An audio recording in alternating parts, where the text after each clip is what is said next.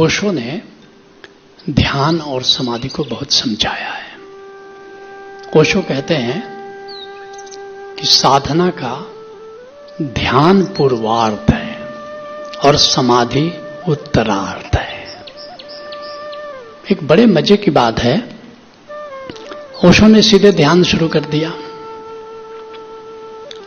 तो लोगों ने पूछा कि महर्षि पतंजलि ने 7वें सोपान पर ध्यान की बात की और 8वें सोपान पर समाधि की बात की। पहले यम करो, नियम करो, आसन करो, प्राणायाम करो, प्रत्याहार करो, धारणा करो और इस 6 कदम के बाद कहा था अब ध्यान करो और फिर 8वें कदम पर कहा था कि समाधि करो। आपने तो सीधे ध्यान, सक्रिय ध्यान शुरू कर दिया। ओशो ने बहुत सुंदर जवाब दिया।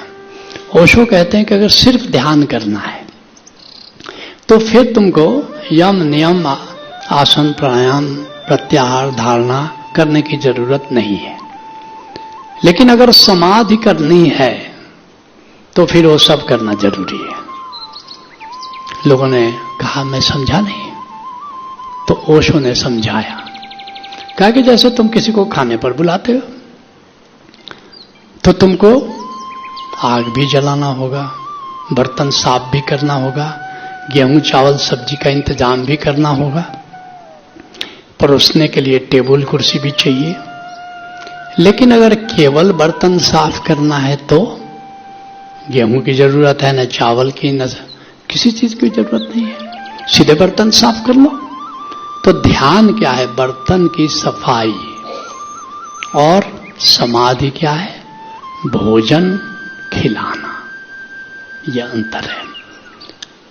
लोग तो जानते ही हो, ओशो के जो पुराने सन्यासी थे बहुत समझदार लोग नहीं थे। वैसे ओशो बहुत प्यार करते थे, इसलिए कहते थे मेरे सन्यासी दुनिया के सबसे प्रतिभाशाली। मैं भी अगल बगल देखता था, मुझे तो कोई दिखता नहीं था, लेकिन कहते थे, जैसे मैं अक्सर कहता हूं, हमारे गांव में एक हवलदार थे पुलिस के, एक ही बेटा था, ललन उसका नाम था।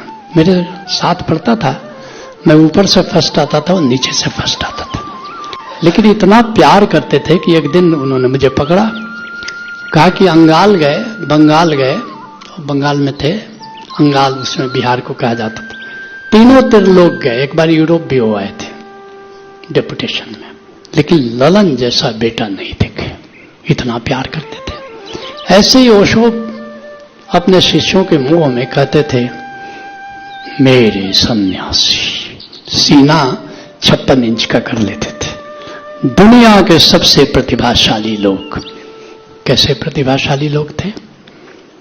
ओशो का ऐसा एक प्रवचन नहीं है जिसमें उन्होंने ओंकार का जिक्र नहीं किया।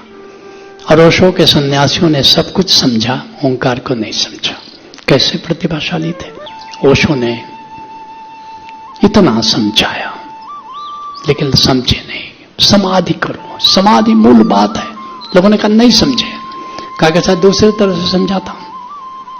अगर केवल खेत जोतना उद्देश्य है तो ट्रैक्टर चला दो और किसी चीज की जरूरत नहीं है। हल बैल से भी जोत लो, और नहीं तो हाथ में कुदाल लेकर के खोद लो। लेकिन अगर फसल लगाना है तो फिर बाड़ा भी लगाना होगा, फिर तुम्हें बीज का इंतजाम करना होगा, इरिगेशन के लिए पानी का इंतजाम करना होगा, खाद का इंतजाम करना होगा, तब जाकर के फसल उगेगी। ऐसे तो फसल लगेगी नहीं। समाधि फसल की तरह है। अब तुम कह रहे हो कि ध्यान तो लगता है, समाधि नहीं लगती है। क्यों? क्योंकि तुमने बाकी स्टेप छोड़ दिए। ध्यान से सीधे समाधि का जंप लेना चाहते हो।